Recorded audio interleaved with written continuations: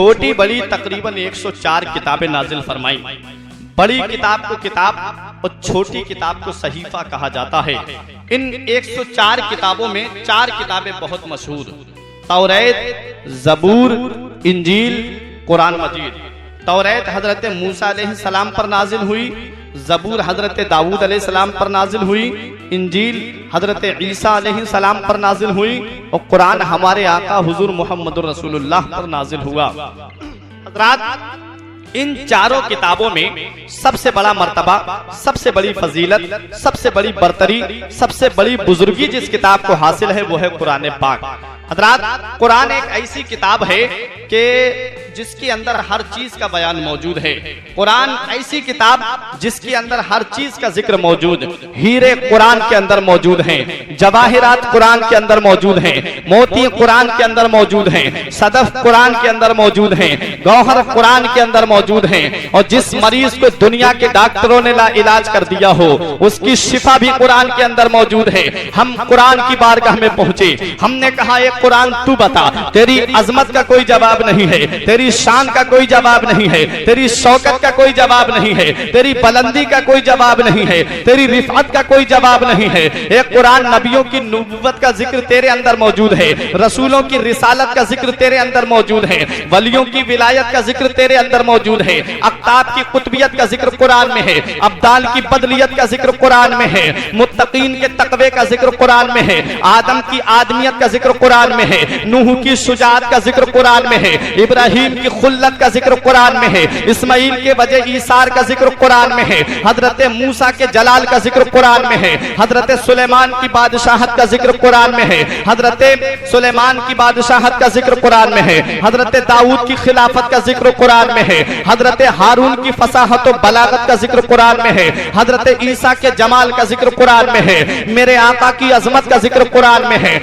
यहीं पर बस नहीं है, सिद्दीक की सदाकत का जिक्र कुरान में है, फारूक की अदालत का जिक्र कुरान में है, उस्मान की सखाबत का जिक्र कुरान में है, अली की शुजाअत का जिक्र कुरान में है, इमाम हसन की शहादत सिर्री का जिक्र कुरान में है, इमाम हुसैन की शहादत उज़्मा का जिक्र कुरान में है, गौसे आजम की करामत का जिक्र कुरान में है, ख्वाजा गरीब नवाज की बादशाहत का जिक्र कुरान में है, औलिया किराम की विलायत का जिक्र कुरान में है, हजरात गिरामी वलियों की विलायत का जिक्र कुरान में है, मुत्तकियों के तकवे का जिक्र कुरान में है, अब्दाल की बदलियत का जिक्र कुरान में है, ज़ैनब का जिक्र कुरान में है, फातिमा का जिक्र कुरान में है, आयशा का जिक्र कुरान में है, खदीजा का जिक्र कुरान में है, मैमूना का जिक्र कुरान में है, उम्मे कुलसूम का जिक्र कुरान में है, रुकैया का जिक्र कुरान में है, खदीजा का जिक्र कुरान में है, मरियम का जिक्र कुरान में है, हव्वा का जिक्र कुरान में है, बिल्किस का जिक्र कुरान में है, जुलेखा का जिक्र कुरान में है। हम कुरान की बारगाह में पहुंचे, एक कुरान तू बता, तेरी अजमत का कोई जवाब नहीं है, तेरी शान का कोई जवाब नहीं है, तेरी शौकत का कोई जवाब नहीं है, तेरी बुलंदी का कोई जवाब नहीं है, तेरी रिफात का कोई जवाब नहीं है। एक कुरान तू बता, एक कुरान हम तेरी बारगाह में आए हैं, बड़ी यासो उम्मीद के साथ आए हैं, बड़ी हसरतें दिल में लेकर के आए हैं, बड़ी आरजुएं दिल में लेकर के आए हैं। एक कुरान तू बता, इस दुनिया में बहुत से मजहब पाए जा रहे हैं, बहुत से धर्म पाए जा रहे हैं, बहुत से अदियान पाए जा रहे हैं। एक कुरान तू बता कि सबसे बेहतर मजहब कौन सा है, सबसे अच्छा मजहब कौन सा है, वो मजहब कौन सा है जो अल्लाह को प्यारा है। तो कुरान ने जवाब दिया, आदम की आदमियत का जिक्र कुरान में है, नूह की शुजाअत का जिक्र कुरान में है, इब्राहिम की खुल्लत का जिक्र कुरान में है, वलियों की विलायत का जिक्र कुरान में है, नबियों की नबूवत का जिक्र कुरान में है। हर चीज का जिक्र कुरान के अंदर मौजूद है, मगर शर्त यह है कि इतना इल्म होना चाहिए, इतनी सलाहियत होनी चाहिए, इतनी काबिलियत होनी चाहिए कि ये सारी बातें कुरान से निकाल सके। हमने कहा ये कुरान हम तेरी तिलावत करने के लिए तैयार हैं, हम तेरे अंदर गोता लगाने के लिए तैयार हैं। एक कुरान तू बता कौन सा मजहब सच्चा है। कुरान जवाब देता है इन्ना दीना इंदल्लाहिल इस्लाम, बेशक अल्लाह का पसंदीदा दीन सिर्फ इस्लाम है। ये इस्लाम कौन सा मजहब है, ये इस्लाम कैसा धर्म है, ये इस्लाम कैसा दीन है। हमने इस्लाम की तारीख को जब पढ़ा, जो जब हमने इस्लाम की तारीख का नजरे अनीक से मुताला किया तो ये बात रोजे रोशन की तरह आया हो गई कि इस्लाम वो प्यारा मजहब है जिसकी खातिर हजरत इब्राहिम को आग में डाला गया। इस्लाम वो प्यारा मजहब है जिसकी खातिर हजरत इब्राहिम ने अपने बेटे के हल्क पे छुरी चला दी। इस्लाम वो प्यारा मजहब है जिसकी खातिर मेरे आका को मक्के से निकाला गया। इस्लाम वो प्यारा मजहब है जिसकी खातिर मेरे आका को मदीने में भी चैन की सांस लेने नहीं दिया। इस्लाम वो प्यारा मजहब है जिसकी खातिर हजरत बिलाल को जलती हुई आग पे लिटाया गया। इस्लाम वो प्यारा मजहब है जिसकी खातिर हजरत खब्बाब को सूली पे चढ़ाया गया, हजरत खब्बाब को आग के शोलों पे लिटाया गया। इस्लाम वो प्यारा मजहब है जिसकी खातिर हजरत खुबैब को सूली पे चढ़ाया गया। इस्लाम वो प्यारा मजहब है जिसकी खातिर मैदान करबला में इमाम हुसैन को 3 दिन का भूखा प्यासा रख करके बड़ी बेरहमी के साथ मैदान करबला में शहीद किया गया।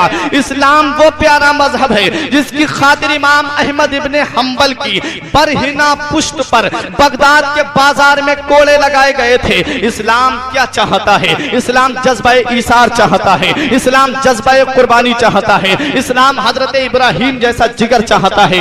इस्लाम हजरत इमाम हुसैन जैसा सब्र चाहता है। इस्लाम हजरत हाजरा जैसा कलेजा चाहता है।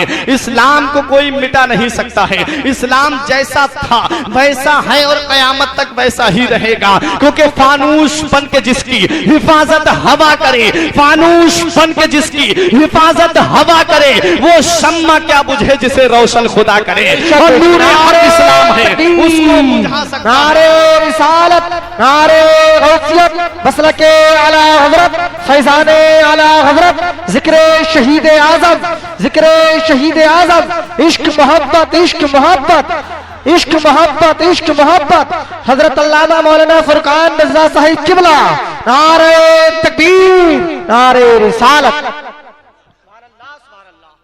नूरे हक इस्लाम है, उसको बुझा सकता है कौन? जिसका हामी हो खुदा उसको मिटा सकता है कौन? हज़रात, अब मैं अपने असल मौजू की तरफ आ रहा हूँ। इसी इस्लाम की खातिर कैसी कैसी कुर्बानियां दी गई हैं, इसी इस्लाम की खातिर कैसी कैसी जंगें हुई हैं। हज़रात, मैंने खुतबा मसूना के बाद जिस आयत करीमा की तिलावत करने का शरफ हासिल किया है, अल्लाह कुरान में इरशाद फरमाता है, कुल ए महबूब सल्लल्लाहु अलैहि वसल्लम, आप अपने उम्मतियों से फरमा दीजिए। क्या फरमा दीजिए? ये फरमा दीजिए, ए लोगों, तुम्हें मेरे सदक़े में माल मिला, तुम्हें मेरे सदक़े में जान मिली, तुम्हें मेरे सदक़े में औलाद मिली, तुम्हें मेरे सदक़े में ईमान मिला, तुम्हें मेरे सदक़े में रहमान मिला। यही नहीं बल्कि तुम्हें मेरे सदक़े में कुरान मिला। लेकिन हक़ के तबलीग पर मैं तुमसे कोई उजरत तलब नहीं करता, कोई मुआवजा तलब नहीं करता, कोई बदला तलब नहीं करता, कोई उसकी कीमत तलब नहीं करता। इल्लल मवद्दता फिल कुर्बा, मगर अपने अहले बैत की मोहब्बत तुमसे तलब करता हूँ। तुम मेरे अहले बैत से मोहब्बत करते रहना। अब एक सवाल पैदा हुआ कि अहले बैत में कौन आते हैं, किन से मोहब्बत का सवाल किया जा रहा है। तो तिरमिजी शरीफ जिल्द सानी बाबो मनाक़िब अहले बैत की हदीस पाक सुनो।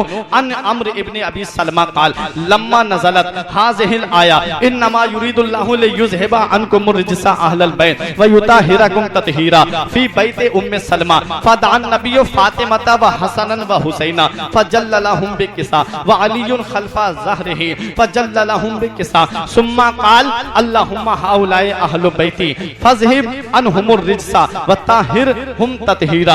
हज़रात, ये आयत करीमा हजरत उम्मे सलमा के घर में नाजिल हुई कि ए नबी के घर वालों, अल्लाह रब्बुल इज्जत तुमसे हर तरह की गंदगी को, नापाकी को दूर फरमाने का इरादा फरमाता है।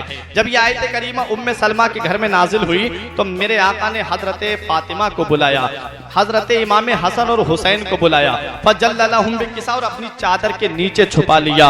व अलीयुन खल्फा ज़हरिही, उनके बाद हजरत अली आए, फजल्ललहुम बिकिसा, और उनको अपनी चादर के नीचे छुपा लिया। सुम्मा क़ाल अल्लाहुम्मा हाउलाए अहलु बैती, रब की बारगाह में अर्ज की, मौला ये मेरे अहले बैत हैं। फज़हिब अनहुमुर रिज्सा, मौला इनसे हर तरह की नापाकी को दूर फरमा दे।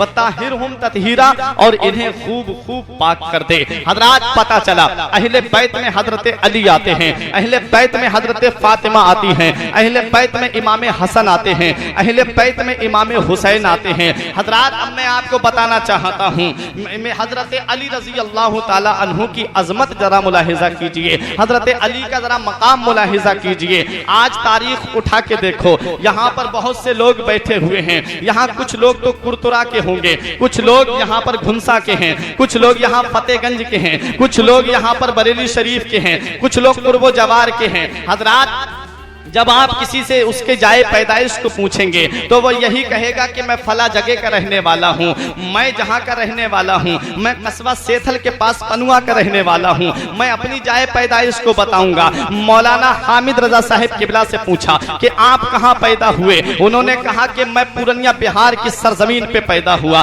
अकील सिद्दीकी से पूछा, उन्होंने कहा कि मैं तिलियापुर बरेली शरीफ की सरजमीन पे पैदा हुआ। हजरात, हर इंसान अपनी अपनी जाए पैदाइश बताता है, लेकिन हमने यही